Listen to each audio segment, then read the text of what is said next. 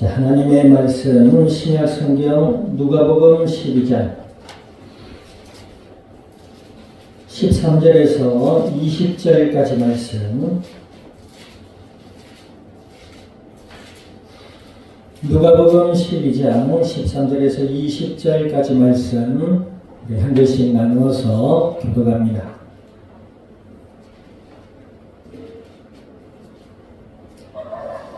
무리 중에 한 사람이 이르되 선생님 내 형을 명하여 유산을 나와 나누게 하소서 하니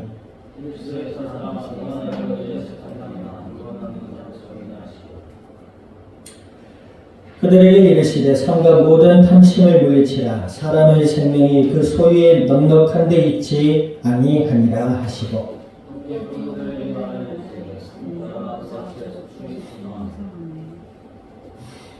신중히 생각하여 이르되 내가 곡식 쌓아둘 곳이 없으니 어찌할까 하고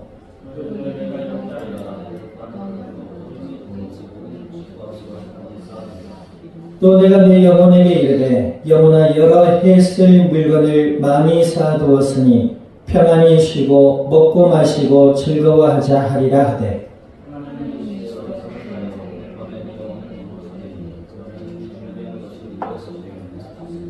같이 합니다. 자기를 위하여 재물을 쌓아두고 하나님께 대하여 구하지 못한 자가 이와 같으니라.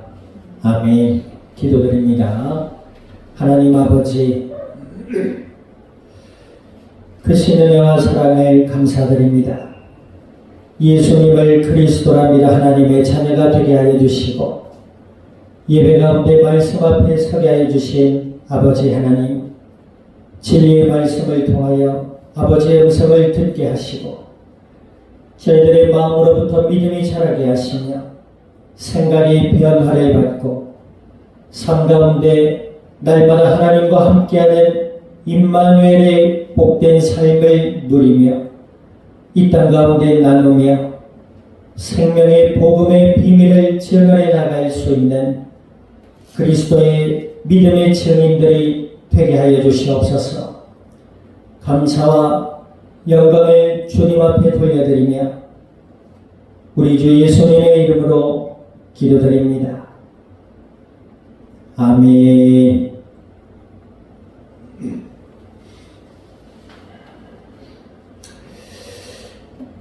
자, 우리 앞뒤좌우 인사 나눕니다. 하나님께 부유한 자 됩시다. 유대인의 경전 중에 탈무드라는 전이 있어요. 거기에 안에 보면은 지혜의 중요성에 대해서 어떠한 비유를 들어서 이야기하는 것이 있습니다. 어떠한 배에 많은 이들이 탔는데 그 중에 부자들도 탔대요. 근데 그 중에 한 사람, 유대인의 선생님의 역할을 하는 이 랍비라는 사람도 탔답니다. 그래서 이 랍비가 부자들 틈에서 식사를 같이 나누는데 이 부자들은 만나면 그렇게 얘기한다는 거죠. 자기 재산이 얼마고 자기의 인맥이 어떠하며 자기가 그동안 이렇게 살아왔기 때문에 이 많은 재물을 가지게 되었다. 이제 자기들의 어떤 자랑 섞인 이야기들만을 한다는 거예요. 근데 또 그 배에는 그 부자들이 여행을 가서 쓰기 위한 많은 물질도 같이 가지고 탔다라는 거죠. 랍비에게 물었대요. 랍비야, 당신은 자랑할 것이 무엇이 있습니까? 그러니까 저는 지혜가 있습니다. 그렇게 얘기했대요. 그러니까 부자들이 웃지요. 아니 뭐 지혜가 뭐 보이지도 않는데 말이지 돈도 없으면서 뭐 지혜를 저렇게 당당하게 자랑을 하느냐 비웃었답니다. 그런 날이 지나는 중에 배는 계속 항해를 하고 있는데 마치 바다에 풍랑이 일기 시작했어요. 태풍이 왔단 말이에요. 그 태풍의 큰 파도에 밀려서 그 배가 좌초되고 난파돼서 사람들이 그 배를 버리고 근근히 목숨만을 살기 위해서 그 배를 버리고 이제 바다로 뛰어내려서 어떤 섬에 도착하게 되었다는 거죠. 섬에 도착해 보니까 부자들은 어때요? 자기의 재물 가지고 있는 것들이 하루아침에 바닷속에 수장되고 잃어버리게 되는 거예요. 그 말 그대로 하루아침에 비틀터리가 된 거죠. 그때부터 그 부자들은 어떻지요? 좌절과 큰 절망과 슬픔 속에 하루하루를 보내게 됩니다. 그런데 그 부자들 틈에서 지혜를 자랑했던 랍비는 그 섬을 돌아다니고 살펴보기 시작했어요. 그러던 중에 그 섬에 살고 있는 원주민들을 만나게 된 거죠. 그러니까 부자들은 어때요? 자기들만 모여 있잖아요. 그런데 이 랍비는 어때요? 겸손과 지혜를 가지고 있거든. 그러니까 말은 통하지 않지만 그 원주민들과 함께 손짓발짓하면서 교제하고 소통하기 시작했어요. 그렇게 세월이 가는 중에 원주민들과 친해지고 그들과의 관계가 깊어지고 그들에게 도움을 청하게 되는 것이죠. 내가 배를 만들 기술을 가지고 있는데 지식을 가지고 있는데 당신들 날 좀 도와서 배를 좀 만들어서 우리가 여기서 고향으로 돌아갈 수 있도록 좀 도와달라. 그렇게 이야기를 하는 거야. 그러니까 원주민들이 그때부터 배를 만들기 시작했다는 것이죠. 그래서 그 배를 만들고 그 섬에 자처되어 난파되었던 사람들과 함께 고향으로 목적지로 돌아갈 수 있었다. 이런 내용의 일화가 있다고 합니다. 오늘 성경에 보면 한 청년이 예수님께 나와서 이런 얘기를 해요. 선생님, 우리 형에게 이야기해서 형이 가지고 있는 유산을 좀 나누어 달라고 얘기해 주세요. 이 청년은 어떻지요? 형이 가지고 있는 부요한 그 물질의 마음을 준 거죠. 예수님께서 뭐라고 대답하세요? 자, 2절 한번 읽어봅니다. 2절 시작. 대답하여 이르시되 너희는 이 갈릴리 사람들이 이같이 해 받음으로 12절 14절 있습니다. 14절 시작. 이르시되 이 사람아 누가 나를 너희의 재판장이나 물건 나누는 자로 세웠느냐 하시고. 이 청년이 예수님께 나와서 엉뚱한 질문을 해요. 무슨 질문을 하죠? 부탁을 해요. 우리 형에게 말씀하셔서 형이 가지고 있는 유산을 좀 나눠달라고 해주세요. 그러니까 예수님께서 이 청년에게 뭐라 합니까? 이 사람아, 누가 나를 너희의 재판장이나 물건 나누어주는 사람으로 세웠느냐? 이 청년은 오로지 그 마음에 무엇이 있지요? 물질에 대한 탐심을 가지고 있었던 것이죠. 공교롭게도 사람들의 자신들이 원하고 또 하고자 하는 것만을 바라보려 하고 거기에 관련된 얘기만을 들으려 하는 경향이 많아요. 예수님은 어떤 분이시죠? 하나님이 사람의 몸을 입고 오셔서 십자가에 대신 제물 되실 분이시죠. 그리고 부활하셔서 하나님을 만나는 영원한 길을 열어놓으신 메시아 그리스도가 되실 분, 그리스도이신 분이에요. 죄와 저주와 사망의 권세를 이기시고 이 땅에 하나님의 나라가 임하는 유일한 십자가의 제물 되신 예수님, 그 예수님을 알아보지 못했던 것이죠. 뭐 때문에? 그의 마음이 탐심에 갇혀 있었기 때문에. 15절 보니까 그들에게 이르시되 삼가. 자, 15절 같이 한번 읽어봅니다. 시작. 그들에게 이르시되 삼가 모든 탐심을 물리치라. 사람의 생명이 그 소유에 넉넉한 데 있지 아니하다 하시고. 그지요? 탐심을 물리쳐라. 창세 이후로 창세기 3장에 보니까 하나님을 떠난 인간, 하나님과의 약속을 어겨버리고 하나님의 말씀을 믿지 않고 마귀의 말을 듣고 하나님을 떠나버린 그 인간의 역사 이후로 인간의 마음에는 욕심이 자리할 수밖에 없습니다. 그 욕심은 어떤 욕심이죠? 하나님처럼 되려고 하는 욕심이에요. 악한 마귀의 거짓말에 마음을 빼앗겨버리고 하나님을 없다 하고 자신이 하나님 되려고 하는 욕심 가운데 갇히고 사로잡혀 살아가고 있다는 그것을 우리는 또 다른 말로 뭐라고 하지요? 불신앙의 죄의 모습이라고 합니다. 마귀의 거짓말에 마음을 빼앗긴 인간은 이 땅을 살아가는 모든 날의 욕심에 사로잡혀 살아가요. 하나님 되려고 하는 욕심, 무엇보다 요즘 근대화 사회에 있어서 물질에 대한 탐욕과 갈망, 그죠? 요즘 젊은 세대들이 이 물질의 자유라는 어떤 가치를 두고 돈을 어떻게 하면 많이 벌고 또 어떻게 하면 부자가 되어서 좀 물질에 속박되지 않고 물질을 신경 쓰지 않고 내 인생을 좀 멋스럽게 살아갈까, 이런 가치와 고민 속에 살아가고 있어요. 그러면서 많은 사람들이 돈을 벌려면 돈을 투자해야 되겠다. 그래서 이게 투자에 굉장히 이목이 몰리고 있어요. 그래서 뭐 비트코인이나 주식이나 건물이나 땅이나 뭐 이런 데로 쏠리고 있다 이 말이죠. 그러면서 많은 폐단들이 일어나고 있지요. 청년 실업자들, 또 직업을 그만두고 이제 거기에 몰입하다가 신용불량자가 되는 사람들, 이런 사람들도 폐단이 많이 일어나고 있어요. 물론 그 가운데에서는 소수이긴 하지만 물질의 자유를 이룬 듯해 보이는 청년들도 보여요. 문제는 뭐예요? 그것이 삶의 가치가 되어버린 것이죠. 그것이 삶의 전부가 되어버린 것이에요.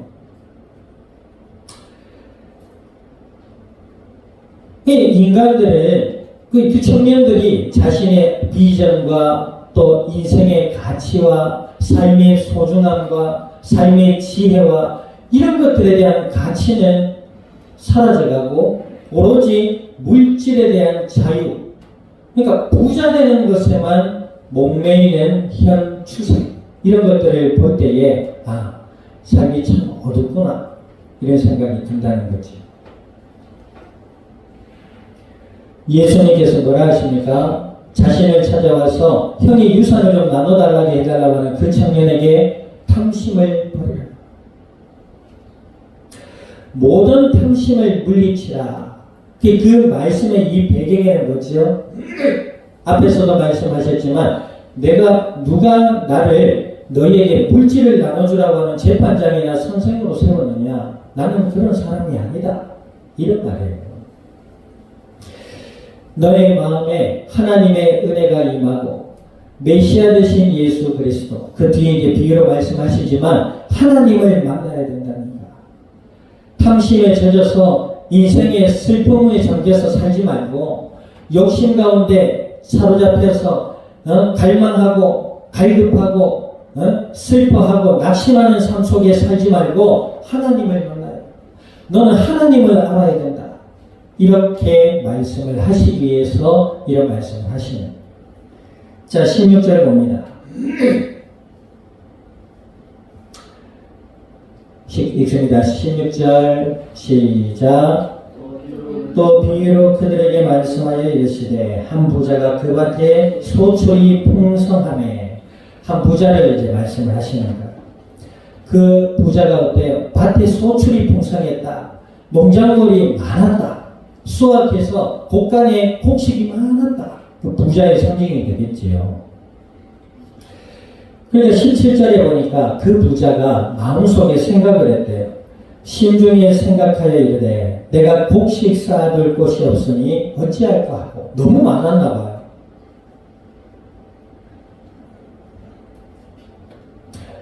너무 곡식이 많아서 어디에 쌓아둘까 고민했다는 거죠. 그 정도로 부자였나 봐요. 자, 18절에 또 이르되 내가 이렇게 하리라. 내가 곡간을 헐고 더 크게 짓고 내 모든 곡식과 물건을 거기에 쌓아두리라. 그죠? 그러면 창고를 더 크게 지어서 내가 가지고 있는 모든 곡식을 거기에 넣어두면 안전하겠다. 그리고 내 인생은 편안할 것이다. 이렇게 지금 생각을 하고 있다는 것이죠. 그러면서 19절 보세요. 19절 읽습니다. 시작. 또 내가 내 영혼에게 이르되 영혼아 여러 해 쓸 물건을 많이 쌓아두었으니 평안히 쉬고 먹고 마시고 즐거워하자 하리라 하되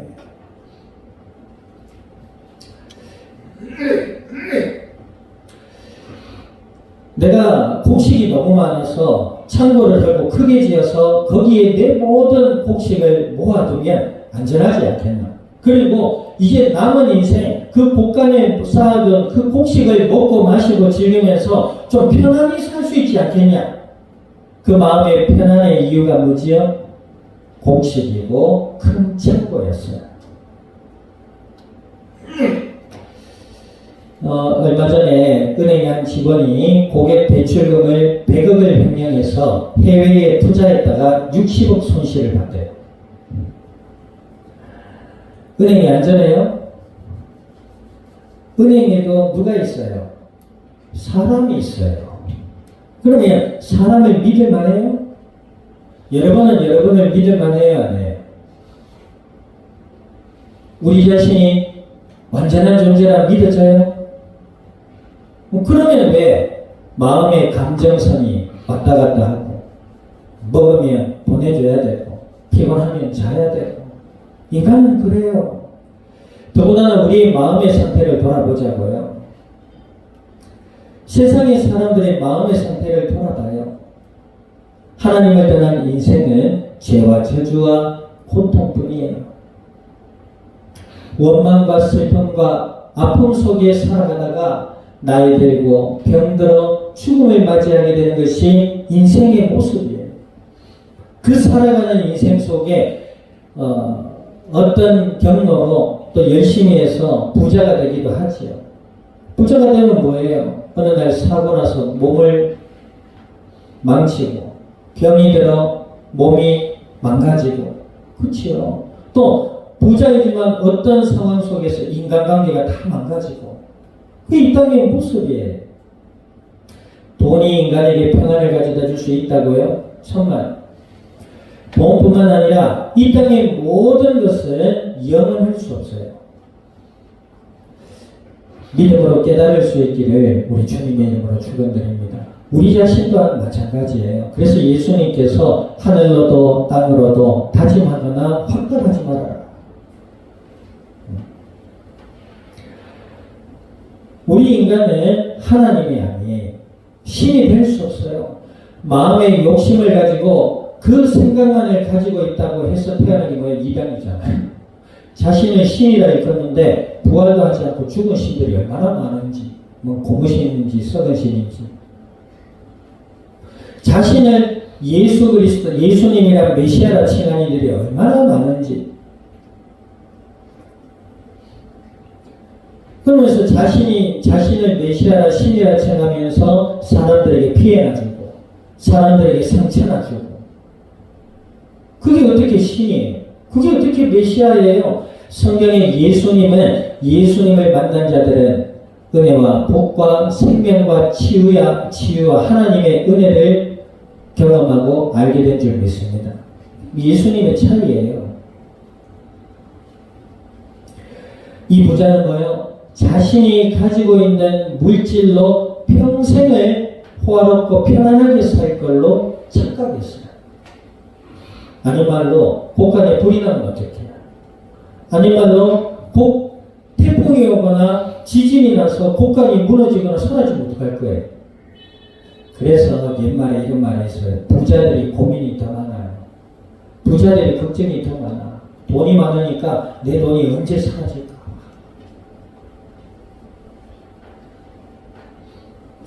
그런데 예수님께서도 그러시잖아요. 부자가 예수님 믿고 하나님 자녀가 될 확률은 낙타가 바늘 구멍으로 들어가는 겁니다.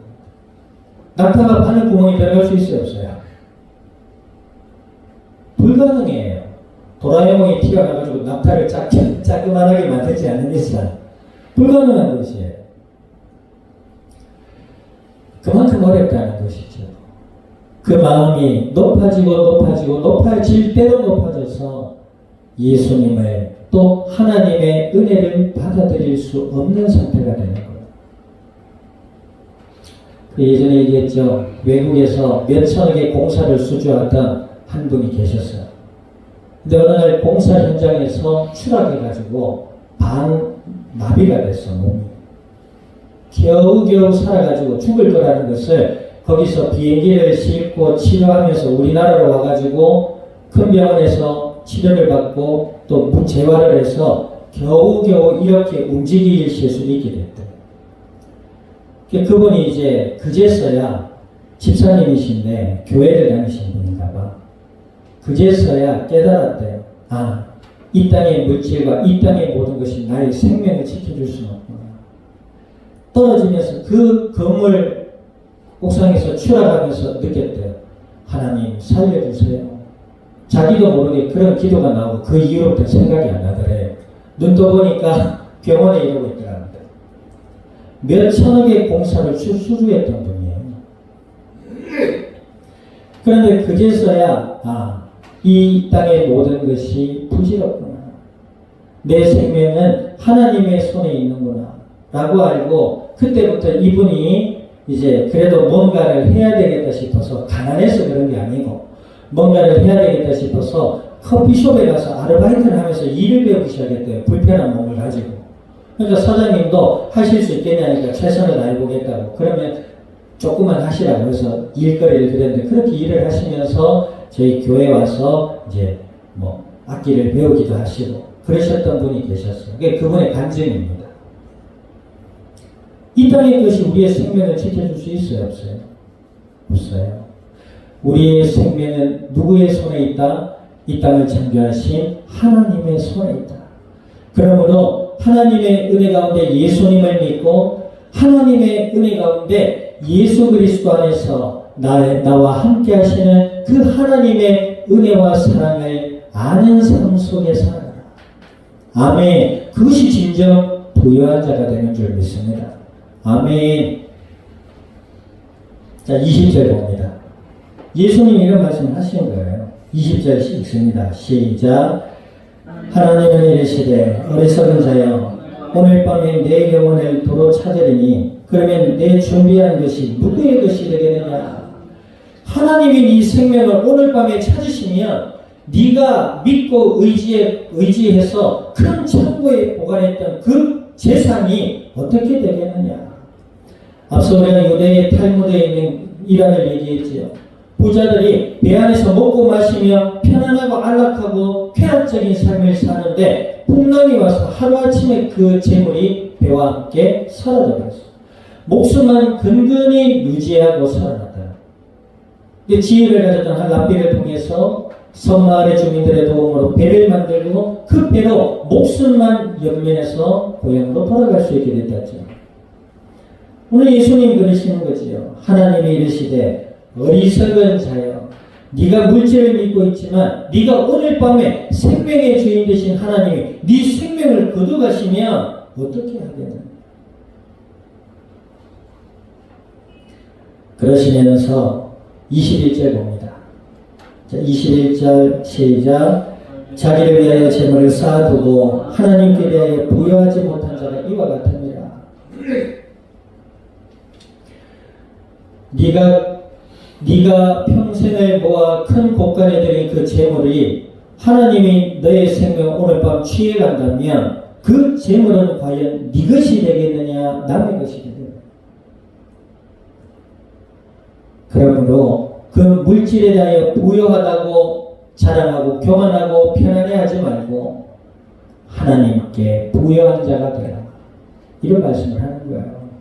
앞서 왔던 청년을 향하여 네가 형의 재물에 탐심을 가지고 그 재물에 탐욕을 품고 나에게 왔지만 너는 어리석은 자고 하나님께 대하여 부유한 자가 되라. 그럼 어떻게 하나님께 대하여 부유한 자가 돼요? 예수님을 나의 메시아라 믿고 알아가는 자가 되라. 그 예수님을 알아간다는 것은 무엇이지요? 예수님이 하나님을 만나는 이 땅의 유일한 길이라는 사실에 대한 믿음이 확고히 자라나는 거예요.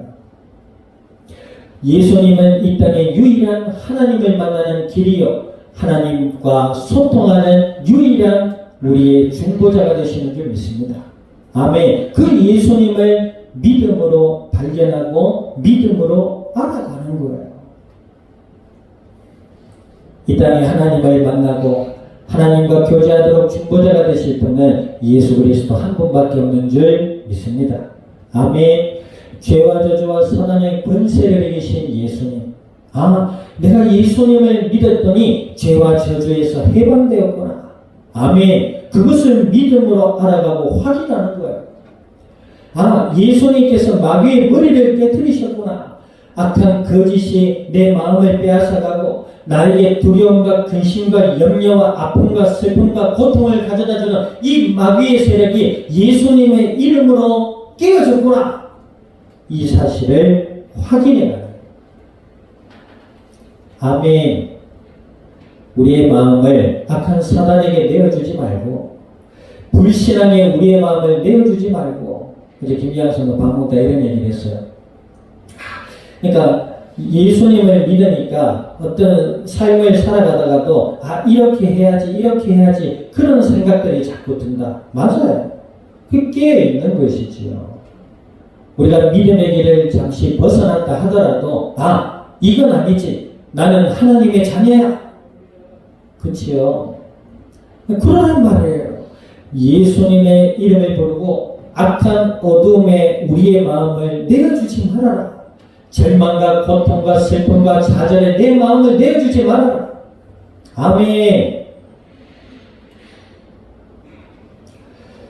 이런 말씀을 비유로 들어 예수님께서 뭐라고 하시죠? 너희는 군병이다.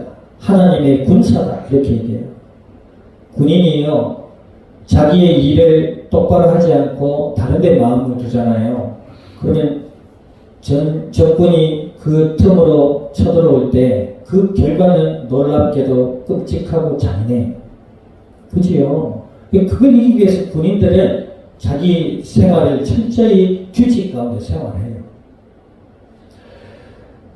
예수 그리스도의 이름으로 악한 마귀와의 싸움에서 승리할 수 있기를 주님의 이름으로 축원드립니다. 우리의 마음을 탐심이나 욕망이나 욕심에 내어주지 말고 하나님의 뜻을 구하고 하나님의 은혜를 감사하고 하나님이 주시는 소망 가운데 기쁨과 신실함으로 살아갈 수 있기를 우리 주님의 이름으로 축원드립니다.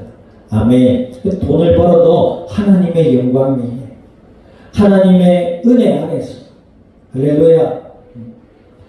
내가 살아가는 이 땅의 모든 날이 우리 하나님의 은혜임을 알고 예수님을 더욱 나의 그리스도란 믿음으로 바라보며 하나님을 위하여 기도하는 중에 하나님 주시는 은혜의 삶으로 나갈 수 있기를 우리 주님의 이름으로 축원드립니다. 기도드립니다. 말씀을 기억하셔서 하나님 저희들의 마음과 생각과 삶을 지켜주시고 은혜 아래 날마다 예수님을 더욱 그리스도란 믿음으로 바라보며 하나님을 향하여 기도하고 주님의 뜻 가운데 인도받는 그리스도의 증인들이 되게 해달라고 우리 통성으로 합심하여 기도드립니다. 하나님 아버지 주님의 크신 은혜와 사랑을 감사드립니다. 주여 오늘 주신 약속의 말씀을 따라 간구드리오니 저희들의 마음과 생각과 삶을 지켜 보호하여 주시고 은혜 안에 날마다 예수님을 더욱 그리스도란 믿음으로 바라보며 말씀을 따라 기도드리며 아버지 하나님의 뜻 가운데 인도받아서 복음의 아름다운 열매들로 주님의 영광을 드러낼 수 있는 믿음의 복된 증인들이 되게 하여 주시옵소서. 감사와 영광을 주님 앞에 돌려드리며 우리 주 예수님의 이름으로 기도드립니다. 아멘. 지금은 교회의 머리 되시는 예수 그리스도의 은혜와 하나님 아버지의 크신 사랑과 성령님의 내주 인도 역사하시니 오늘 그리스도 예수 안에 탐심을 버리며 날마다 그리스도 예수 안에 하나님을 향하여 부여하여 이 땅 위에 주님의 아름답고 복된 열매들로 주의 영광을 드러낸 이 자리에 속한 모든 믿음의 복된 청인들 머리 위에와 교회와 함께하는 모든 이들 위에 출타 중인 권속과 한 주간의 삶의 현장과 이 영상이 나라 온 땅 위에 지금으로부터 영원토록 항상 함께 계실지어다. 아멘.